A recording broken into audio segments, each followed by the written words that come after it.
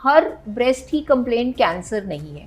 बहुत सारी और भी डिजीज़ेज़ हैं जो ब्रेस्ट से रिलेटेड होती हैं। कोई भी महिला को अगर अपने ब्रेस्ट में कभी भी हल्की सी पेन भी होती है, टच करने पे दुखता है, तो सबसे पहले जो एक डर आता है लेडीज़ के मन में वो है कैंसर का। पेन इन ब्रेस्ट, इसमें कोई वरी वाली बात नहीं है। कैंसर पेन बहुत लेट स्टेज में करता है, तो हम हमेशा पेशेंट को रीअश्योर करते हैं अगर पेन हो रही है तो आप डरो नहीं, है कैंसर नहीं होगा। ब्रेस्ट कैंसर भी प्रेजेंट करता है ब्रेस्ट में से ब्लड स्टेन डिस्चार्ज के साथ। तो अगर किसी के निपल में से ब्लड वाला सिक्रीशंस आ रही हैं या येलोइश सिक्रीशंस आ रही हैं, आपको डॉक्टर को अवश्य दिखाना चाहिए। नमस्कार, सेहतनामा में आज बात होगी कॉमन ब्रेस्ट प्रॉब्लम पे और सीनियर गायनेकोलॉजिस्ट डॉक्टर सीमा शर्मा हमारे साथ है। बहुत बहुत स्वागत डॉक्टर सीमा सेहतनामा में।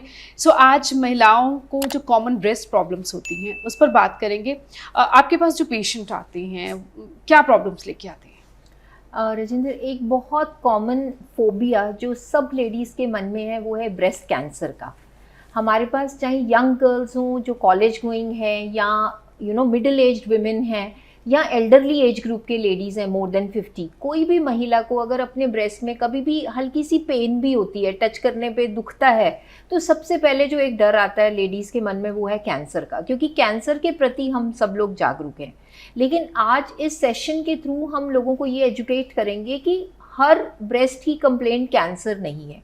बहुत सारी और भी डिजीज़ेज़ हैं जो ब्रेस्ट से रिलेटेड होती हैं और उनको इजीली हम ट्रीट कर सकते हैं। तो हमें घबराना नहीं चाहिए कि पहला सिम्टम कैंसर नहीं है।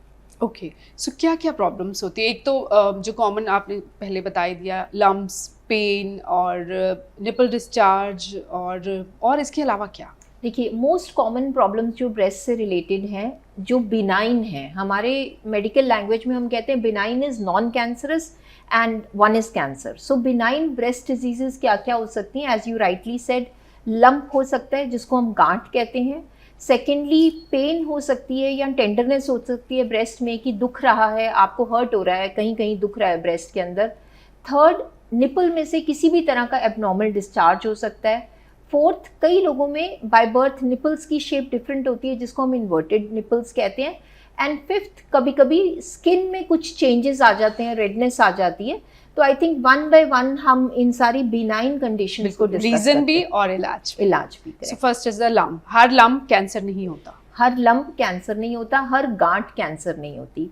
तो अगर आप देखोगे जो यंग गर्ल्स हैं, लेस देन 30 ईयर्स हैं, बहुत बार उनके अंदर उनको अपनी ब्रेस्ट लंपी लगती है। मतलब वो कहेंगे कि मैम हम हाथ लगा रहे हैं और हमें ऐसा महसूस हो रहा है कि ब्रेस्ट में गांठ है। तो द फर्स्ट थिंग इज़ कि मेंसेस आने से पहले बहुत बार आपकी ब्रेस्ट में वाटर रिटेन होता है, तो ब्रेस्ट थोड़ी सी टेंडर होती है, टच करने पे पेन होती है और हमें ऐसा महसूस होता है कि लंप है या गांठ है। लेकिन after your period the best time to examine the breast is after the period is over, क्योंकि उस टाइम पे वो सारा वाटर रिटेंशन या जो आप सोचो कि आपकी बॉडी में स्वेलिंग है वो चली जाती है। तो हमें फर्स्ट अपनी ब्रेस्ट को एग्जामिन अपने पीरियड के बाद करना चाहिए। बहुत सारी लंपीनेस तो पीरियड्स आने के बाद ही ठीक हो जाएगी। तो many young girls will feel कि पहले लंप लग रहा था लेकिन अब तो है ही नहीं है। बट हाँ, अगर स्टिल किसी को कोई लंप महसूस हो रहा है then definitely one has to go to the doctor for a checkup. So डरने की जरूरत नहीं है। डरने की ज़रूरत नहीं है। मेजॉरिटी जो लंप होते हैं वो बिनाइन होते हैं, वो नॉन कैंसरस होते हैं। तो एज डॉक्टर्स जब हमारे पास पेशेंट लंप के साथ आता है, हम क्लिनिकल एग्जामिनेशन करते हैं। कुछ लंप हैं या गांठें हैं जो मोबाइल हैं, जो हमारे ऐसे फील करने से हिल जाती हैं।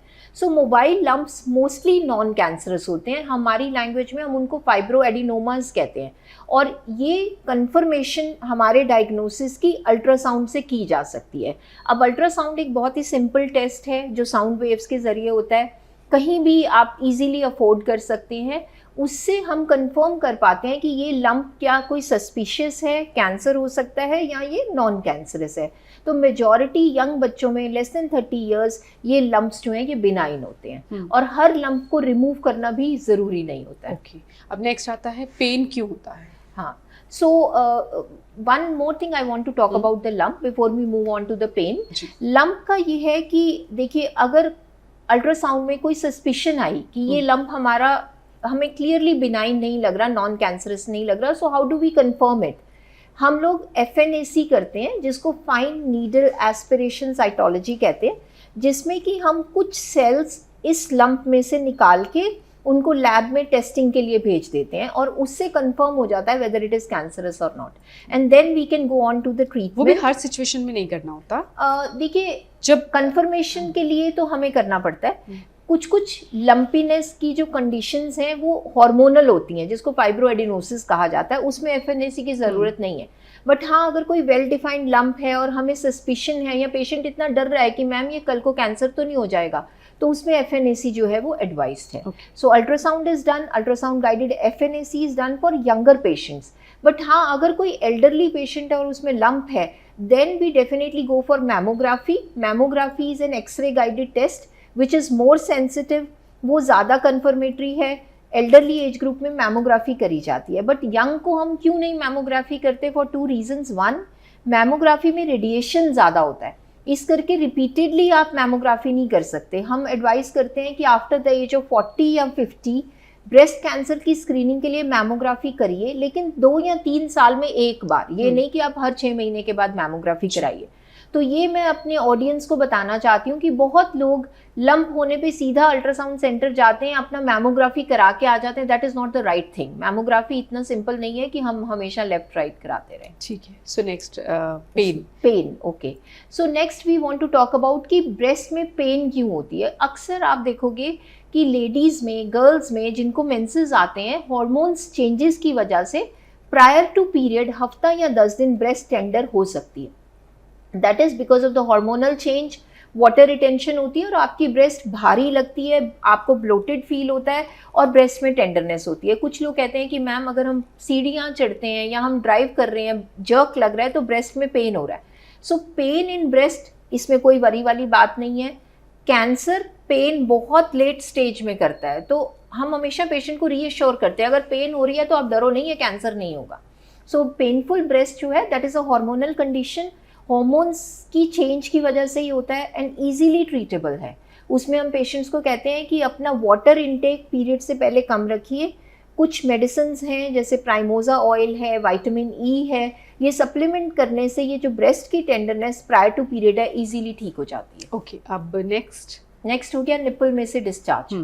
सो निपल डिस्चार्ज जो है that is worrisome in few cases, again not all cases. अब निपल डिस्चार्ज किन कंडीशंस में हो सकता है? कुछ मदर्स जो ब्रेस्ट फीडिंग है, जो अपने छोटे बच्चों को फीड कर रहे हैं और उन्होंने फीड बंद किया, up to 3 months to 6 months वो ब्रेस्ट में से मिल्की डिस्चार्ज हो सकता है। बट अगर कोई बेबी को फीड नहीं कर रहा है, बट यंग गर्ल है 15 या 20 ईयर्स की और निपल में से डिस्चार्ज हो रहा है, या एनीबडी एल्स जिसकी फैमिली कंप्लीट है, प्रेगनेंसी का कोई लेना देना नहीं है, बट निपल में से डिस्चार्ज हो रहा है, it is to be evaluated. तो ब्रेस्ट में से डिस्चार्ज, चाहे वो मिल्की है, चाहे वो पिंकिश है, चाहे वो रेडिश है, वाटरी है, उसको इग्नोर नहीं करना चाहिए। वेरी कॉमनली हार्मोनल डिस्टर्बेंस है, एक हार्मोन है प्रोलैक्टिन, उसके हाई होने से ब्रेस्ट में से मिल्की डिस्चार्ज होता है। सो उन केसेस में विमेन हमारे पास आते हैं कि मैम हम ब्रेस्ट को एक्सप्रेस कर रहे हैं तो उसमें से मिल्की डिस्चार्ज हो रहा है। So they get worried obviously, but then the reason is purely hormonal और उसको हम मेडिकली मैनेज कर सकते हैं। तो हम लैब टेस्ट करवाते हैं, अगर प्रोलैक्टिन हाई है तो हम पेशेंट को कहते हैं कि आप ये मेडिसिन लीजिए, इससे ठीक हो जाएगा। One very important thing I want to tell is कि देर आर फ्यू मेडिसिन जो अक्सर लेडीज एसिडिटी के लिए लेती हैं, जैसे पैन डी है जिसमें भी डोमस्टिल सॉल्ट है, और कुछ दवाइयाँ हम एंग्जाइटी के लिए लेते हैं। उन मेडिसिन का साइड इफेक्ट है कि वो हमारे ब्रेस्ट में से सिक्रीशंस को शुरू कर देते हैं। तो अगर कोई भी लेडी अपने ब्रेस्ट में से एबनॉर्मल डिस्चार्ज नोटिस करती है तो पहले सोचिए कि हम क्या कोई दवाई तो नहीं खा रहे जिसका साइड इफेक्ट हो सकता है। Then go to the gynaecologist, because rarely breast cancer भी प्रेजेंट करता है ब्रेस्ट में से ब्लड स्टेन डिस्चार्ज के साथ। तो अगर किसी के निपल में से ब्लड वाला सिक्रीशंस आ रही हैं या येलोइश सिक्रीशंस आ रही हैं, आपको डॉक्टर को अवश्य दिखाना चाहिए। ठीक है।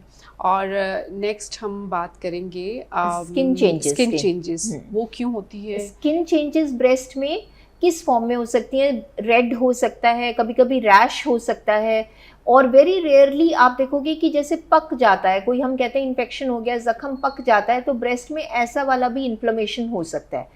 सो अगेन अगर आपको ऐसा कोई भी एबनॉर्मल स्किन चेंजेस है, you must go to the doctor, because as doctors we are able to tell you कि क्या वरी वाली बात है या नहीं। रीजन क्या होती है? Reasons can be infection, it can be just a skin infection, it can be allergic, और rarely it can again be a sign of breast cancer. तो इस करके अगर किसी को ब्रेस्ट बहुत रेड लग रही है, इन्फ्लेम्ड लग रही है, रेडनेस है, तो आपको दिखाना जरूरी है। लंबे समय तक या short duration also. So there is one disease, Piaget's disease है ब्रेस्ट की, कैंसर है जिसमें कि वो प्रेजेंट स्किन चेंजेस से करता है। And last we said we will discuss about inverted nipples. Now inverted nipples क्या होते हैं, जिसमें निपल की शेप एबनॉर्मल होती है।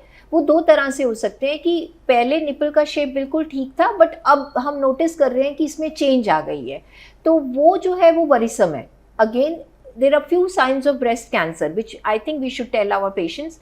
One, there can be abnormal discharge, एक गांठ जो बिल्कुल मोबाइल नहीं है, हमने रिसेंटली नोट करी है, या फिर हमारे निपल की चेंज अब इन्वर्टेड हो गई है जो पहले नॉर्मल थी। So these are signs, early signs of breast cancer, उसके लिए हमें ध्यान रखना चाहिए। पर बहुत सारे ऐसे पेशेंट्स हैं जो यंग हैं जिनका बाय बर्थ ही ब्रेस्ट का शेप इस तरह से है, सो उनको वरी करने की ज़रूरत नहीं। Inverted nipples is a by birth shape of the breast. कभी कभी ब्रेस्ट फीडिंग मदर्स को उसमें तंगी आती है, but with the help of experts उसको मैनेज किया जा सकता है।